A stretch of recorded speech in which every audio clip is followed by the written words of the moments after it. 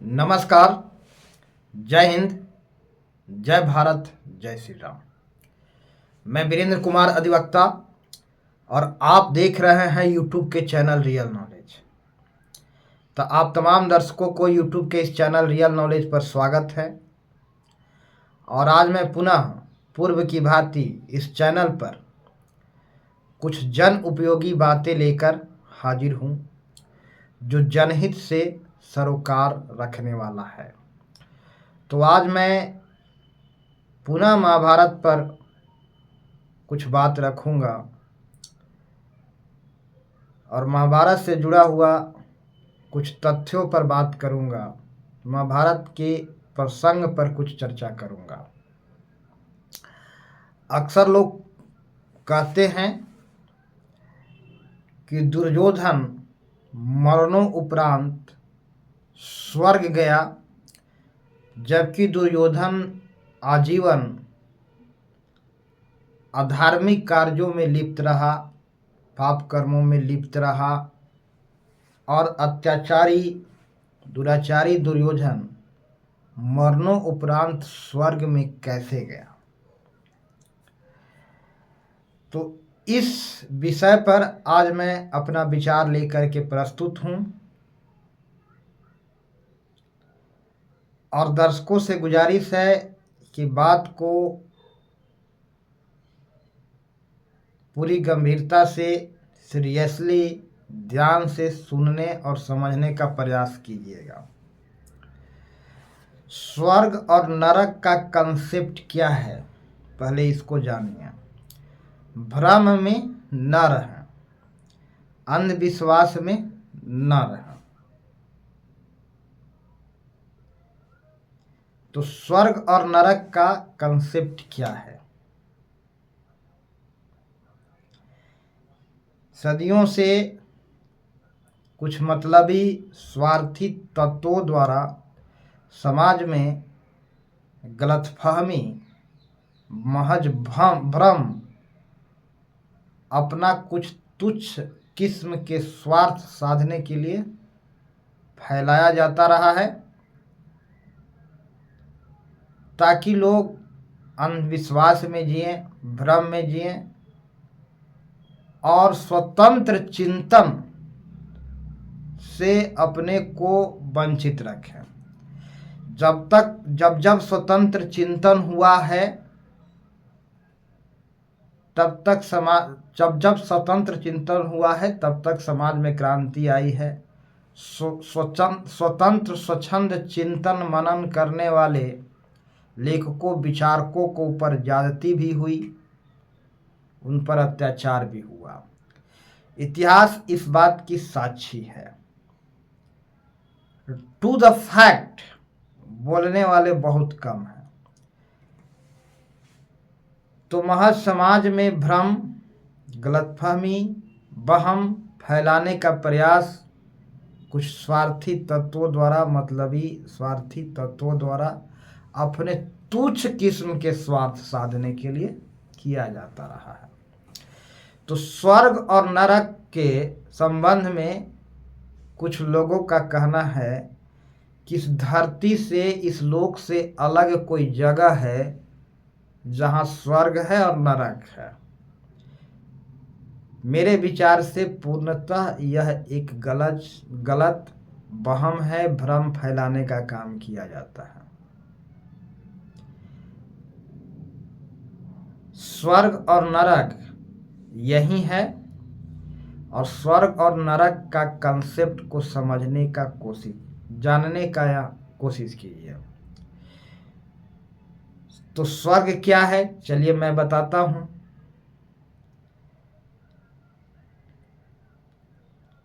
शांति, सुकून, आनंद, मस्ती भरी जीवन जीना ही स्वर्ग है।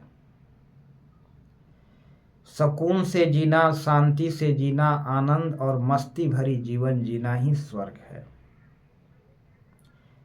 स्वर्ग का संबंध किसी वस्तु विशेष से, भौतिक चीजों से नहीं है। यह हमारी मानसिक अवस्था का द्योतक है, मन से रिलेटेड है। हमारी सुख शांति के लिए, आनंद मस्ती के लिए परिस्थितियां भी जवाबदेह नहीं है। परिस्थितियों से भी इसका कोई ताल्लुक नहीं है। तो एक शब्द में कहें, बिना लाव लश्कर के, स्पष्ट रूप में, स्पष्ट शब्दों में, तो स्वर्ग का मतलब है शांति, आनंद, मस्ती, सुकून के साथ जीवन जीना ही स्वर्ग है। अर्थात शांति के साथ जीना स्वर्ग है और अशांति के साथ जीना नरक है। तनावग्रस्त जीवन जीना नरक है, टेंशन में जीना नरक है। टेंशन नरक है, अशांति नरक है और शांति स्वर्ग है। यह है स्वर्ग और नरक का कंसेप्ट। इससे ज़्यादा और कुछ नहीं है स्वर्ग नरक। बाकी सब इसके अतिरिक्त जो भी बातें कही जा रही है, समझाया जा रहा है लोगों को, महज एक भ्रम पैदा किया जा रहा है। लोगों के दिमाग में एक गलतफहमी, एक वहम पैदा किया जा रहा है स्वर्ग और नरक के बारे में। यही है स्वर्ग और नरक। दुर्योधन मरणों उपरांत स्वर्ग जाता है, ऐसा महाभारत में कहा गया है, धर्म ग्रंथों में कहा गया है। चलिए मैं इस पर भी कुछ बात रखूंगा। धर्म ग्रंथों में कहा गया है कि आत्मा अमर है, आत्मा अमर है। हिंदू धर्म ग्रंथों में यह भी कहा गया है कि हमारा पुनर्जन्म होता है। जब आत्मा अमर है, ना उसका न कभी जन्म हुआ न कभी अंत होगा, तो फिर पुनर्जन्म किसका? किस चीज का पुनर्जन्म? जरा सोचिए, विचार कीजिए, मंथन कीजिए, चिंतन कीजिए, एनालिसिस कीजिए। दुर्योधन एक प्रतीक है एक खास तरह के व्यक्तित्व का, पर्सनालिटी का। वह व्यक्तित्व है अहंकार का, ईगो का। अहंकार को ही इंग्लिश में ईगो कहेंगे। खुद के बारे में मना मस्तिष्क में जो गलतफहमी है, जो भ्रम है, जो वहम है, वही अहंकार है। और दुर्योधन इस बात का प्रतीक है।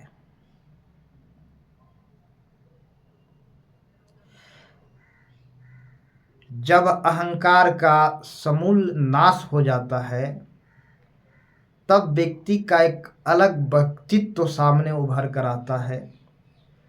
वह व्यक्तित्व होता है शुद्ध मन का, शुद्ध चेतना का, अंतस चेतना का, अंतर्मन का, जहां किसी प्रकार का मनोविकार नहीं रहता। तो तमाम मनोविकारों से मुक्त मन, शुद्ध मन का अस्तित्व, शुद्ध मन का अस्तित्व का जो व्यक्तित्व है, वह व्यक्तित्व अहंकार मुक्त है। जब दुर्योधन का नकली व्यक्तित्व का नाश होता है, अर्थात ईगो वाला व्यक्तित्व खत्म हो जाता है, तो दुर्योधन शुद्ध मन के साथ, यानी विकार रहित मन के साथ जीता है। और उस अवस्था में दुर्योधन का, हम यूँ कहें कि एक पुनर्जन्म होता है। अब वह दुर्योधन पहले वाला दुर्योधन नहीं रह गया, जो अहंकार के तिरोहित होने के बाद, समूल नष्ट होने के बाद बचा। अर्थात अब दुर्योधन शुद्ध मन, शुद्ध चेतना के साथ जीवित है और इसका व्यक्तित्व पहले के व्यक्तित्व से बिल्कुल नया है, बिल्कुल अलग है। तो कहा जा सकता है इन दिस सिचुएशन कि दुर्योधन का नया जन्म हुआ और उसके मरने के बाद, अहंकार के मरने के बाद, दुर्योधन शुद्ध चेतना में जीने लगा और फिर वह शुद्ध चेतना, विकार रहित चेतना ही तनाव से मुक्त चेतना है, अशांति से मुक्त चेतना है और अर्थात शांत मन है। और इस मनस्थिति में दुर्योधन आ जाता है और यही स्वर्ग दुर्योधन का स्वर्ग का द्योतक है। अर्थात हम एक शब्दों में कहें तो उसके जीवन के अंत के बाद अर्थात अहंकार की मृत्यु के बाद दुर्योधन शांत चित्त अवस्था को प्राप्त करता है, शांत मन स्थिति में आता है और वहाँ इस रूप में वह स्वर्ग की अनुभूति करता है। इसलिए कहा गया है कि दुर्योधन स्वर्ग में गया। बात ज़्यादा विस्तार नहीं देना चाहूँगा महाभारत के संदर्भ में, मैं बहुत ही संक्षिप्त में बात अपनी रखी। आने वाले समय में और भी वीडियो लेकर के आऊँगा, आप लोगों की खिदमत में हाजिर होऊंगा। तो आप सबसे दर्शकों से अनुरोध है कि आने वाला वीडियो का इंतज़ार कीजिए और इस चैनल पर प्रस्तुत किया जा रहा वीडियो को अवश्य देखिए, हम सब के लिए उपयोगी साबित होगा किसी न किसी रूप में। तो अंत में तमाम दर्शकों को मैं प्यार भरा नमस्कार बोलना चाहूँगा। सभी को प्यार भरा नमस्कार। जय हिंद, जय भारत, जय श्री राम।